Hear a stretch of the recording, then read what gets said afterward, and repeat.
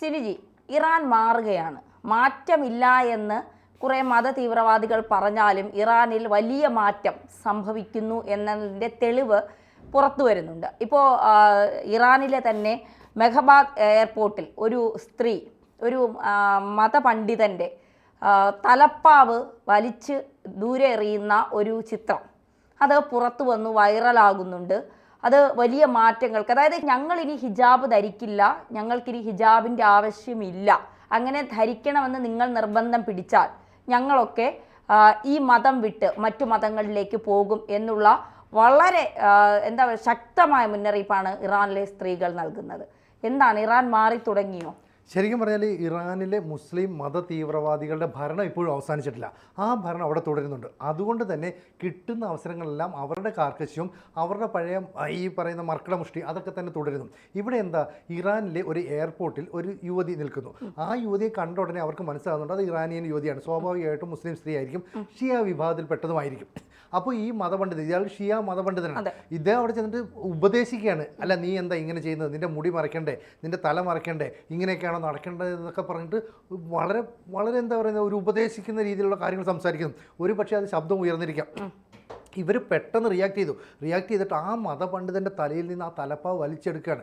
എന്നിട്ട് തനിക്ക് തൃപ്തി ആയിക്കോടോ എന്ന് പറഞ്ഞിട്ട് അവളുടെ തലയിലേക്ക് അതൊരു ഷോള് പോലെ ഇടുന്നു അല്ലേ. അപ്പോൾ അവളുടെ മുടി മറച്ചോ എന്ന് ചോദിച്ചാൽ മറച്ചു. പക്ഷേ അയാളുടെ കയ്യിൽ നിന്ന് അത് തട്ടിയെടുത്തിട്ടാണ് ചെയ്തത്.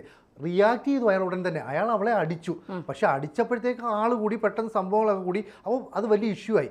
ഇറാനെ സംബന്ധിച്ചിടത്തോളം ഒരു മതപണ്ഡിതനെ ഒരു യുവതി ആക്രമിച്ചു എന്ന് പറഞ്ഞാലോ അല്ലെങ്കിൽ തിരിച്ച് സംഭവിച്ചാലോ ആ മതപണ്ഡിതൻ്റെ കൂടെയാണ് ആ രാജ്യം മൊത്തം നിൽക്കുന്നത്. പക്ഷേ ഇവിടെ സംഭവിച്ചത് തികച്ചും വിപരീതമായ കാര്യമാണ്. അതായത് എയർപോർട്ടിലുണ്ടായിരുന്ന പോലീസും അധികൃതരും എത്തുകയും എന്തിനാണ് അനാവശ്യമായി ആ പെണ്ണിനോട് തർക്കിച്ചത് എന്നുള്ള രീതിയിലേക്ക് കാര്യങ്ങൾ മാറ്റുകയും ചെയ്തു. അപ്പോൾ ഈ പെൺകുട്ടി അതിൻ്റെ നിലപാട് വ്യക്തമാക്കി.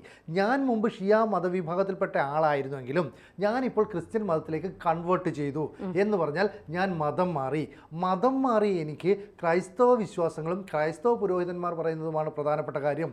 അവിടെ ഇസ്ലാം മതത്തിൻ്റെ നിബന്ധനകൾ ഞാൻ അനുസരിക്കേണ്ട കാര്യമില്ല. അപ്പം ന്യായമായി. കാരണം മതം മാറിയ ഒരാളെ ഷിയ വിഭാഗത്തിൻ്റെ പണ്ഡിതന് ഉപദേശിക്കാൻ അവകാശമില്ല. ആ പോലീസും അതുപോലെ അധികൃതരും ഈ നിലപാടെടുത്തോടി ഈ പണ്ഡിതൻ ഒറ്റപ്പെട്ടു എന്ന് മാത്രമല്ല അവിടെ നിൽക്കുന്ന യാത്രക്കാരടക്കം ഇയാളെ കുനിച്ചു നിർത്തി അങ്ങ് ഇടിച്ചു എന്ന് പറഞ്ഞാൽ ഒരു മതപണ്ഡിതൻ്റെ അവസ്ഥയാണ്.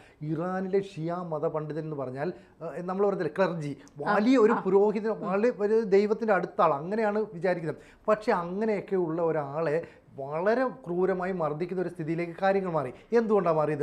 ഇസ്രയേൽ ഇറാനെ തുടർച്ചയായി ആക്രമിക്കുകയും അങ്ങനെ ആക്രമിച്ചതിൻ്റെ ഫലമായി ഇറാനിലെ വലിയൊരു വിഭാഗം യൂറോപ്യൻ രാജ്യങ്ങളിലേക്ക് കുടിയേറുകയും ചെയ്തു.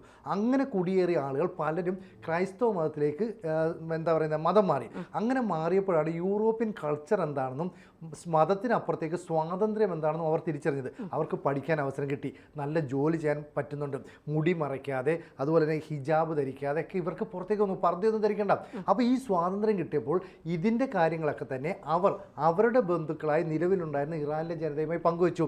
സഹോദരി അല്ലെ കൂട്ടുകാരി, നീ ഇങ്ങോട്ട് വാ, അമേരിക്ക വാ, ഓസ്ട്രേലിയ വാ, ന്യൂസിലൻഡ് വാ, ഇവിടെയൊക്കെ ഇത്തരം മത നിയമങ്ങളുടെ ഒരു കാർക്കശ്യമൊന്നുമില്ല, നമുക്ക് വളരെ സ്വതന്ത്രമായി ഫ്രീ ആയിട്ട് ജീവിക്കാൻ പറ്റും. അപ്പോൾ അവർ ശ്രദ്ധിച്ചു. അങ്ങനെ ഇറാനിലെ ഭരണകൂടത്തിന് പിടിച്ചു നിൽക്കാൻ കഴിയാത്ത വിധത്തിൽ ഇറാനിൽ വലിയ രീതിയിലുള്ളൊരു മതമാറ്റം നടക്കുന്നു.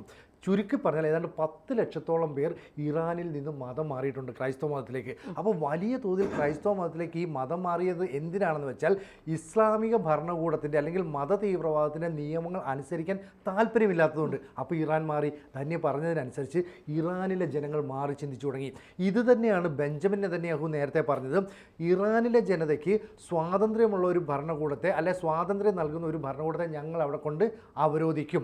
അപ്പം അയത്തുള്ള അലി ഖമനൈ എന്ന് പറയുന്ന മതഭീകര നേതാവ് തൻ്റെ അനുയായികളെ ഉപയോഗിച്ച് എങ്ങനെയാണോ ഇസ്രായേൽ ജനതയോട് വനിതകളോട് ഒക്കെ പെരുമാറിയത് അതിനെല്ലാം അട്ടിമറിക്കുകയാണ്.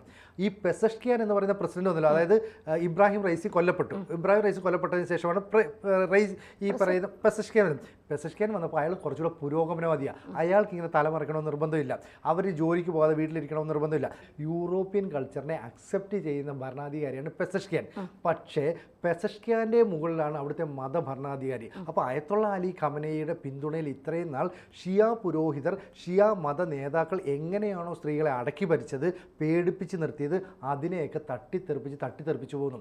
എയർപോർട്ട് എന്ന് പറയുമ്പോൾ ആലോചിക്കുക, ലോകത്തെ വിവിധ രാജ്യങ്ങളിലുള്ള നിരവധി ആൾക്കാരുണ്ടാകുന്നു.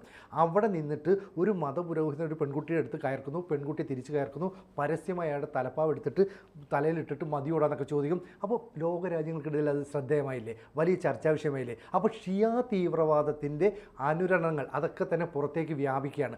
ആ എയർപോർട്ടിലുണ്ടായിരുന്ന ആരോ അത് ഷൂട്ട് ചെയ്യുകയും അത് സമൂഹ മാധ്യമങ്ങളിൽ പോസ്റ്റ് ചെയ്യുകയും ചെയ്തു. എന്ന് പറഞ്ഞാൽ ഇറാനിലെ ജനത ക്രൈസ്തവ മതത്തിലേക്ക് കൺവേർട്ട് ചെയ്യുന്നെന്നും ഇറാനിലെ ഷിയ മതഭരണകൂടത്തെ അംഗീകരിക്കുന്നില്ലെന്നും പരസ്യമായി പ്രഖ്യാപിക്കപ്പെട്ടു. ഇനി ഇറാൻ ഒരു തിരിച്ചുപോക്കുണ്ടാകുമെന്ന് പ്രതീക്ഷിക്കാവോ? ഇല്ല, കാരണം പ്രത്യേകിച്ച് ബെഞ്ചമിൻ നെതന്യാഹു തന്നെ വ്യക്തമാക്കുന്നുണ്ട്, നിങ്ങൾക്ക് ഞാൻ ജനാധിപത്യം തരും, നിങ്ങൾ എൻ്റെ ശത്രുക്കളല്ല, എൻ്റെ ശത്രുക്കൾ അവിടുത്തെ തീവ്രവാദികളും തീവ്ര മത പണ്ഡിതരുമാണ് എൻ്റെ ശത്രുക്കൾ എന്ന് പറയുമ്പോൾ ജനങ്ങളെ മാറ്റി നിർത്തിക്കൊണ്ടുള്ള ഒരു പ്രഖ്യാപനമാണ് ബെഞ്ചമിൻ നെതന്യാഹു നൽകുന്നത്. മാത്രമല്ല ഈ സ്ത്രീകളുടെ തന്നെ ഒരു തലയുടെ കുറച്ച് ഭാഗം, മുടിയുടെ കുറച്ച് ഭാഗം പുറത്ത് കണ്ടു എന്ന് പറഞ്ഞുകൊണ്ട് മകുടം വച്ചടിച്ചൊരു സ്ത്രീയെ കൊലപ്പെടുത്തിയ ഒരു സ്ഥിതി അവിടെ ഉണ്ടായി. ഇതൊക്കെ നമ്മൾ ചിന്തിക്കാൻ പോലും കഴിയാത്ത കാര്യങ്ങളാണ്. അത്രത്തോളം സ്വാതന്ത്ര്യമില്ലായ്മയാണ്. മാത്രമല്ല ഒരു പെൺകുട്ടി ഇതിനെ പ്രതികരിച്ചുകൊണ്ട് സ്ലീവ്ലെസ് ഡ്രസ് ഇട്ട് കോളേജിന് മുന്നിൽ നിന്നു എന്ന് പറഞ്ഞുകൊണ്ട് അതിനെ ഉപദ്രവിക്കാനും ആ കൊച്ചിനെതിരെ തട്ടിക്കൊണ്ടുപോയിട്ട് പിന്നെ അതിനെക്കുറിച്ച് ഒരു വിവരവുമില്ല. ഇതിനെ പ്രതിഷേധിച്ച് രംഗത്തിറങ്ങിയ എത്ര സ്ത്രീകളെ ബലാത്സംഗം ചെയ്യുന്നു, അവരെ അടിച്ചു കൊല്ലുന്നു. അപ്പോൾ സ്ത്രീകൾക്ക് ഒരു തരത്തിലും നിങ്ങൾ ഞങ്ങളുടെയൊക്കെ ഉപഭോഗ വസ്തുക്കൾ മാത്രമാണ്, അതിലപ്പുറം ഒരു വളർച്ച നിങ്ങൾക്കില്ല എന്ന് അവരെ പറഞ്ഞിങ്ങനെ ബോധ്യപ്പെടുത്തിക്കൊണ്ടിരിക്കുകയാണ് ഇറാൻ ഓരോ ദിവസം. അപ്പോൾ ഇറാൻ്റെ വിചാരം ഇറാൻ ഒരിക്കലും മാറില്ല. അവിടെ പുരുഷാധിപത്യം തന്നെയാണ്, മതം തന്നെയാണ് അവിടെ എല്ലാം. മതം പറയുന്നത് പോലെ എന്താണോ ഞങ്ങൾ പറയുന്നത് അതനുസരിച്ച് മുന്നോട്ട് പോവുക എന്നുള്ളത് തന്നെയാണ്. ഇപ്പോൾ ആയത്തുള്ള അൽ ഖമനേയി കുറച്ച് നാളുകൾക്ക് മുൻപ് പറഞ്ഞു, സ്ത്രീകളെല്ലാം പൂ പോലെയാണ്, അവരെ ആ രീതിയിൽ വേണം നമ്മൾ കാണാൻ എന്നുള്ളത്. എന്ത് യോഗ്യതയാണ് ഇയാൾക്ക് സ്ത്രീകളെക്കുറിച്ച് പറയാൻ എന്നുള്ളത് അന്ന് കുറേ സോഷ്യൽ മീഡിയയിൽ ഉൾപ്പെടെ നിരന്തരം ചോദിച്ച കാര്യമാണ്. കാരണം സ്ത്രീകൾക്ക് ഇത്രത്തോളം സ്വാതന്ത്ര്യമില്ലാത്ത മറ്റൊരു രാജ്യം ലോകത്തുണ്ടോ എന്ന് ചോദിച്ചാൽ ഇല്ല എന്ന് ഉറപ്പിച്ച് പറയാൻ കഴിയും. ഇതിപ്പോൾ ഷിയ മുസ്ലിം ആയിരുന്ന ഒരു സ്ത്രീ ക്രൈസ്തവ മതത്തിലേക്ക് മാറിയത് കൊണ്ടാണ് അവർക്ക് അത്രയും ശബ്ദമുയർത്തി അയാളോട് ആ മതപണ്ഡിതനോട് സംസാരിക്കാൻ കഴിഞ്ഞത്. ഒരുപക്ഷെ മുസ്ലിം സ്ത്രീ ആയിരുന്നു എങ്കിൽ അവരുടെ ജീവൻ തന്നെ അപകടത്തിലാവുന്ന തരത്തിലേക്ക് ഒരു പക്ഷേ കാര്യങ്ങൾ പോയേനെ. ഇത് പകർത്തിയത് ഒരു ജേർണലിസ്റ്റാണ്. അദ്ദേഹം അവരുടെ പേരോ അല്ലെങ്കിൽ മറ്റ് ഡീറ്റെയിൽസോ വയ്ക്കാത്തത് നാളെ ഈ മതപണ്ഡിതനെ ഉപദ്രവിച്ചു എന്ന് പറഞ്ഞുകൊണ്ട് ഏതെങ്കിലും തീവ്രവാദികൾ അവരെ നേരിടാൻ ശ്രമിക്കുമോ എന്നുള്ള ഭയം കൊണ്ടാണ് അവരുടെ ഡീറ്റെയിൽസ് ഒന്നും പുറത്തുവിടാത്തത്. അപ്പോൾ ഈ ക്രൈസ്തവ മതത്തിലേക്ക് മാറിയത് കൊണ്ട് തങ്ങൾക്ക് ഇത്ര സ്വാതന്ത്ര്യം കിട്ടിയെന്ന് പറയുമ്പോൾ ഇറാനിൽ ഒരു വലിയ മതപരിവർത്തനം കൂടി നടക്കാൻ സാധ്യതയുണ്ട് എന്ന് നമുക്ക് പറയാതിരിക്കാൻ കഴിയില്ല. നമ്മൾ തന്നെ പറഞ്ഞു 10 ലക്ഷത്തോളം ആളുകൾ ക്രൈസ്തവ മതത്തിലേക്ക് മാറി ഇറാൻ വിട്ടുപോകാൻ തയ്യാറെടുക്കുന്നു എന്നുള്ളത്. അപ്പോൾ അത്തരമൊരു മാറ്റം ഇറാന് താങ്ങാൻ കഴിയുമോ? അല്ല, ഇറാൻ താങ്ങിയേ പറ്റൂ. കാരണം എന്താ പറയുക, അടിച്ചമർത്തപ്പെട്ട ജനതയാണ്. കുറേ പ്രഷർ ഒന്നിൻ്റെ മുകളിലേക്ക് വെച്ച് കഴിഞ്ഞാൽ ആ പ്രഷർ പിന്നീട് റിലീസ് ചെയ്യുമ്പോഴത്തേക്ക് ആളുകൾ പുറത്തേക്ക് ചാടും അല്ലേ എന്ന് പറയുന്ന പോലെയാണ്. ഇറാനിലെ സ്ത്രീകളുടെ മേൽ ഈ മത തീവ്രവാദ നിയമങ്ങൾ അടിച്ചേൽപ്പിക്കുന്നു. ഇവർക്ക് സ്വന്തമായിട്ട് സ്ത്രീകൾക്ക് ജോലിക്ക് പോകാൻ പറ്റില്ല, ഭർത്താവില്ലാതെ പുറത്തിറങ്ങാൻ പറ്റില്ല, മ്യൂസിക് ആസ്വദിക്കാൻ പറ്റില്ല. അപ്പോൾ ഒരു സ്വാതന്ത്ര്യവും ഇല്ലാതെ മതത്തിൻ്റെ ചട്ടക്കൂടിൽ മാത്രം നിൽക്കണം. ആ നിൽക്കുന്ന സമയത്താണ് ഇസ്രയേൽ ഈ ഇറാൻ്റെ പ്രോക്സികളെ മൊത്തം നശിപ്പിക്കുന്നത്. ആ പ്രോക്സിക്ക് പണവും ആയുധവും കൊടുത്തു എന്നുള്ള ഒറ്റ കാരണം കൊണ്ട് അമേരിക്ക ഇസ്രയേലും ചേർന്ന് അവരുടെ ഒരു ആയുധ ശേഖരത്തെ, അവരുടെ സൈനിക വ്യൂഹത്തെ എല്ലാം നശിപ്പിച്ചു. അങ്ങനെ നശിപ്പിച്ചിട്ട് പോലും അവരുടെ മതനിലപാടിൽ അവർ വിട്ടുവീഴ്ച ചെയ്യുന്നില്ല. അപ്പോൾ ഷിയ എന്ന് പറയുന്ന ഒരു തീവ്രവാദ നിലപാടാണ്. ആ ഷിയ തീവ്രവാദത്തിൻ്റെ ആഗോള തലവൻ എന്ന് പറയുന്നത് ഇറാനാണ്.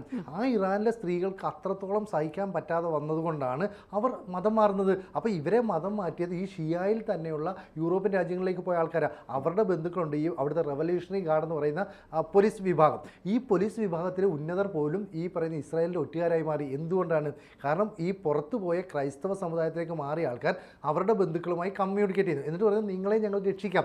അപ്പോൾ അങ്ങനെ ഇരിക്കുന്ന സ്ത്രീകൾ അവിടെ പൊട്ടിത്തെറിച്ചുകൊണ്ടിരിക്കുന്നു. ഈ പൊട്ടിത്തെറി ഒരു സൂചനയാണ്. എപ്പോൾ വേണമെങ്കിലും അവിടെ ഒരു ആഭ്യന്തര കലാപം പൊട്ടിപ്പുറപ്പെടാം. ഒരു സ്ത്രീ ഒരു മതപുരോഹിതനെതിരെ ഒരു എയർപോർട്ടിൽ വെച്ച് പരസ്യമായി റിയാക്ട് ചെയ്തെങ്കിൽ നാളെ ഇറാൻ എന്ന് പറയുന്ന രാജ്യത്ത് വെച്ച് തന്നെ ഇത്തരത്തിലുള്ള സ്ത്രീകൾ, വിദ്യാർത്ഥിനികൾ ഒക്കെ പൊട്ടിത്തെറിക്കാമെന്ന് മാത്രമല്ല പതിയെ കലാപാഹ്വാനമായിട്ട് രംഗത്ത് വരാം. അത് വലിയൊരു ആഭ്യന്തര പ്രശ്നങ്ങൾ സൃഷ്ടിക്കുകയും ഇറാൻ എന്ന് പറയുന്ന രാജ്യത്തിൻ്റെ നാശത്തിലേക്ക് നീങ്ങുകയും ചെയ്യും. 20-ാം തീയതി ഡൊണാൾഡ് ട്രംപ് അധികാരത്തിൽ വരുന്നു.